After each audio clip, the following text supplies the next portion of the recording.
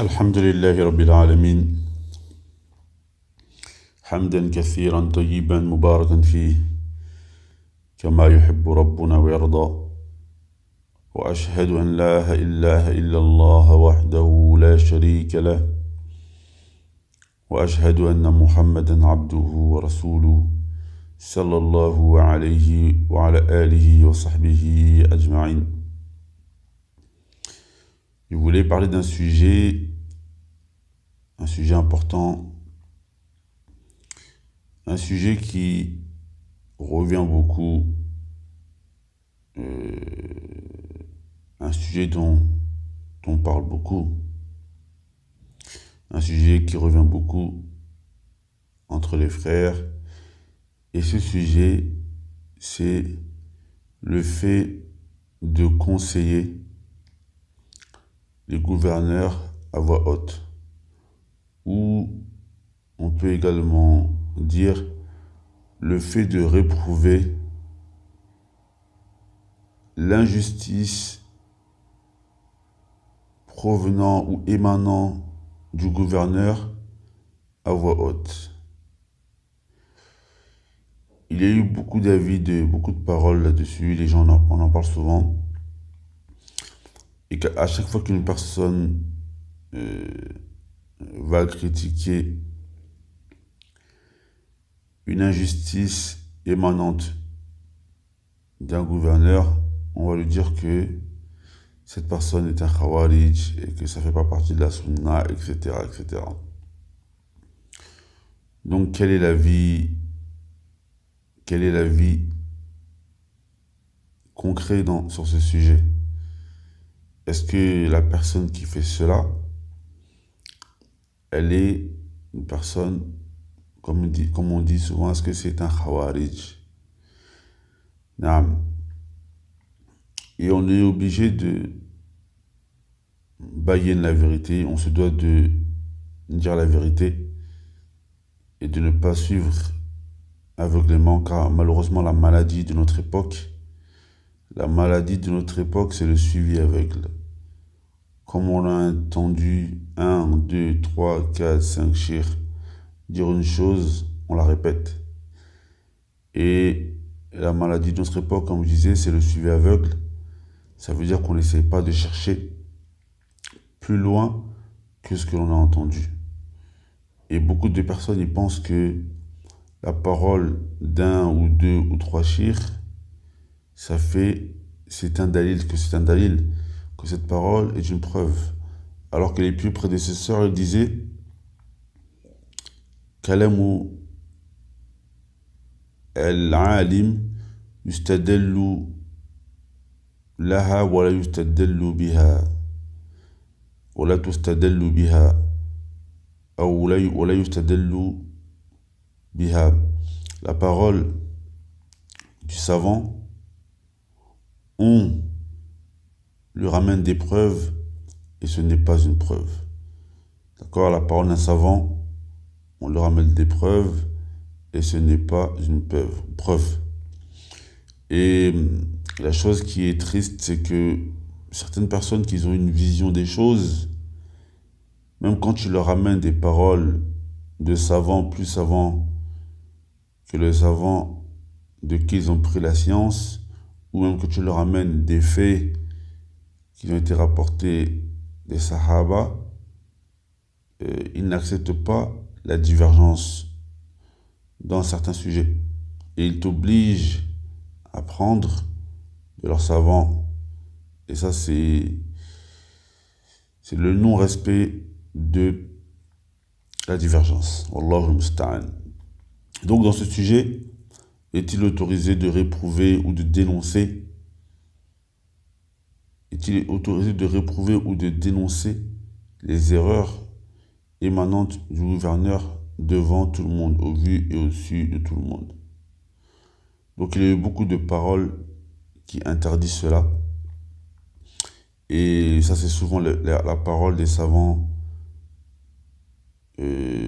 contemporains, c'est-à-dire les savants qui vivent de nos jours, ou soit qu'ils ont vécu il y a 30, 40 ou 50 ans, qui sont morts.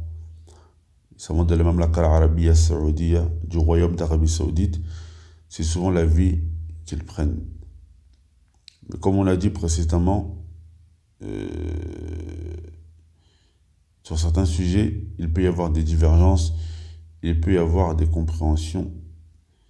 Et en tant que musulman, on se doit d'accepter les compréhensions différentes, les compréhensions qui restent dans les limites du kitab et de la sunna, et les avis également qui restent dans les limites du kitab et de la sunna. Donc la plupart des ulama de la Mamlaka al-Arabia Saoudia, ils voient que c'est interdit de dénoncer les erreurs du gouverneur à voix haute. Et ils se basent sur une parole, sur la parole du prophète sallallahu alayhi wa sallam, où il dit dans un hadith, dans une tradition rapprochée, celui qui voit de son gouverneur une chose qu'il réprouve, qu'il le prenne dans sa main, qu'il s'isole avec lui et qu'il le conseille. Si il accepte, c'est une bonne chose, et s'il n'accepte pas, le conseiller aura certes fait son devoir. Donc, la plupart des ulama de la Mamlaka al-Arabia Saoudia, ils sont de l'avis qu'il est interdit de réprouver les erreurs du gouverneur devant tout le monde. Donc ça, c'est un avis. Et il se base sur ce hadith. Donc ça, c'est un avis. Et il y a d'autres ulama, d'autres savants, qui voient qu'il est autorisé de réprouver les erreurs du gouverneur à voix haute. Ils disent d'abord que d'abord il faut savoir que les erreurs du gouverneur, elles sont de plusieurs catégories. Il y a les erreurs qui sont, on appelle ça restreintes, c'est-à-dire qui se limitent au gouverneur en lui-même. Et ils disent que le but du hadith, c'est cela. Celui qui voit de son gouverneur une chose qui réprouve, c'est-à-dire les erreurs qui sont restreintes, c'est-à-dire que les erreurs qui se limitent au gouverneur, les erreurs qui ne s'étendent pas aux musulmans. Par exemple, les erreurs que le gouverneur fait entre lui, que le gouverneur fait en secret. Par exemple, si le gouverneur fume, ou le gouverneur boit en cachette, ou le gouverneur a des problèmes, par exemple, dans son comportement avec son épouse. Là, il est interdit de réprouver le mal du gouverneur devant tout le monde. Car le prophète sallallahu alayhi wa sallam dit, celui qui cache les péchés de son frère, Allah azza wa jalla cachera également ses péchés au jour du jugement dernier. Et le gouverneur musulman, il fait certes partie de nos frères. Donc, certains savants ont dit que le but ici dans le hadith, c'était les péchés qui sont restreints. Si le gouverneur fait des péchés restreints qui ne concernent que lui et les gens de sa famille, etc., il est interdit de les mentionner et de les réprouver au vu et au su de tout le monde. Quant à si le gouverneur fait des erreurs qui s'étendent, on appelle ça az-zunub al-muta'addi, les erreurs, les péchés qui s'étendent aux musulmans, alors là, il peut être autorisé de les réprouver au vu et au su de tout le monde. Si à la base le gouverneur, c'est un gouverneur qui juge avec le kitab et la sunna, si à la base le gouverneur est un gouverneur qui juge avec le kitab et la sunna, et qui fait une erreur qui est étendue envers les musulmans, par exemple, il fait une injustice, d'accord, qui est étendue à tous les musulmans, si on sait que c'est une personne qui accepte la vérité, on le conseille en secret. Si on sait que c'est une personne qui accepte la vérité, on le conseille en secret. Mais si on sait que on l'a déjà conseillé par exemple en secret et qu'il n'a pas accepté et qu'il a continué son injustice, ou si on sait que malheureusement c'est une personne qui n'accepte pas le conseil, il est autorisé de le conseiller et de réprouver son mal à voix haute.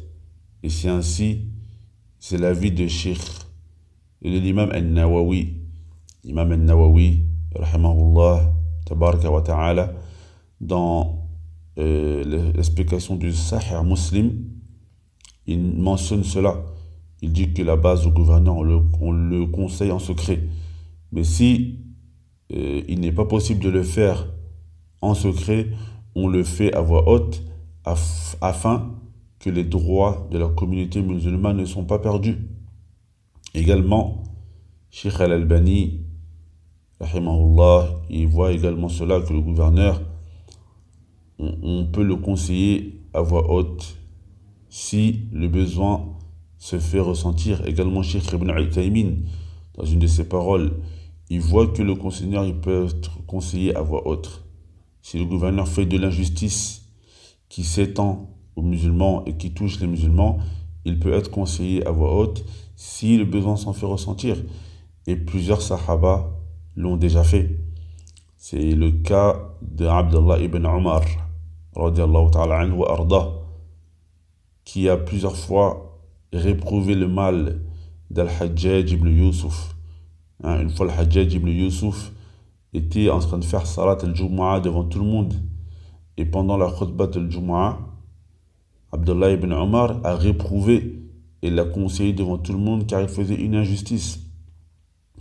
C'est également le cas de le gouverneur qui s'appelait Bishr ibn Mirwan, quand il a voulu faire la khutbah, quand il a voulu faire, quand il a voulu changer, d'accord, quand il a voulu changer, il a voulu faire la khutbah al-Eid avant la salat. D'accord, le compagnon qui était là l'a réprouvé devant tout le monde. Il a dénoncé le mal, le fait qu'il change la sunna devant tout le monde. D'accord, et ça a été fait plein de fois chez beaucoup de salafs. Beaucoup de salafs ont déjà conseillé ou réprouvé le mal que le gouverneur faisait devant tout le monde. Donc, certaines personnes, des fois, quand d'autres personnes vont réprouver ou critiquer le mal que le gouverneur fait devant tout le monde, ils disent, toi t'es un khawarij, t'es une personne qui sort contre les gouverneurs. Donc si on dit qu'une personne qui fait cela est un khawarij, ça impliquera alors que beaucoup de compagnons sont des khawarij, car beaucoup de compagnons l'ont déjà fait. Même Hassan al-Basri, qui fait partie des tabi'in, il a également réprouvé le mal de Al-Hajjaj ibn Yusuf. Il a dénoncé son mal au vu et au su de tout le monde. Ça a été fait de beaucoup de compagnons et de tabi'in. Il y a même certains compagnons qui ont déjà donné leur avis au prophète sallallahu alayhi wa sallam devant tout le monde. Le jour où Omar ibn Khattab il a dit au prophète sallallahu alayhi wa sallam, et pourquoi devons-nous être avilis dans notre religion? Il a conseillé et il a donné son avis au prophète sallallahu alayhi wa sallam devant tout le monde. Également, lorsqu'il y a eu l'épreuve des personnes qui ont refusé de donner la zakat à Abu Bakr radiallahu anhu, les compagnons, ce jour-là, ils donnaient leur avis à Abu Bakr radiallahu ta'ala anhu arda devant tout le monde. Donc, c'est une chose, le fait de donner son avis ou de réprouver le mal que le gouverneur fait devant tout le monde est une chose qui a déjà été faite par les compagnons et par les tabi'in. Mais après, yura'a al-maslaha. On regarde ce qui est le plus à même, d'accord, de changer le munkar, de changer les actes, les choses répréhensibles qui sont faites. Quant au fait de critiquer le gouverneur sans raison, c'est-à-dire de toujours mentionner ses erreurs sans raison, bien entendu, cela ne doit pas être fait. Cela ne doit pas être fait. Mais quant au fait également de dire que toute personne qui réprouve ou qui dénonce le mal que le gouverneur fait devant tout le monde est un khawarij, cela également n'a pas de base en religion.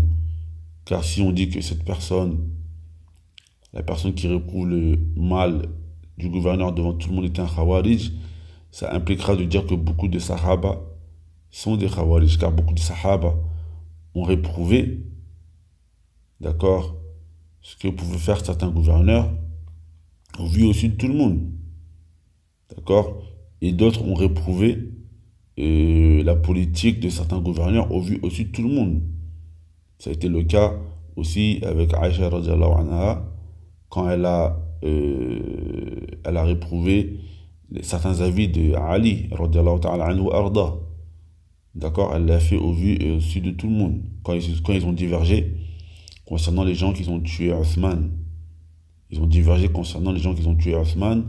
Est-ce ils doivent d'abord faire le qisas aux gens qui ont tué Othman, ou est-ce qu'ils devraient attendre que la paix règne dans l'État musulman. Donc ils ont divergé. Les Sahaba, ils ont divergé entre eux, et certains réprouvaient la politique des autres. Mais ça n'a pas fait des uns des Khawarij ou autres. Donc voilà, je voulais mentionner tout cela, car beaucoup de gens, ils font de l'exagération sur ce sujet. Beaucoup de gens, malheureusement, ils vont peut-être parler à tort sur le gouverneur sans raison. Et d'autres, ils vont rentrer dans l'autre extrême. Ils vont voir toute personne qui va réprouver les torts du gouverneur, que cette personne est un khawarij, alors que ce n'est pas ainsi. Wal ilmu inda Allah tabaraka wa ta'ala.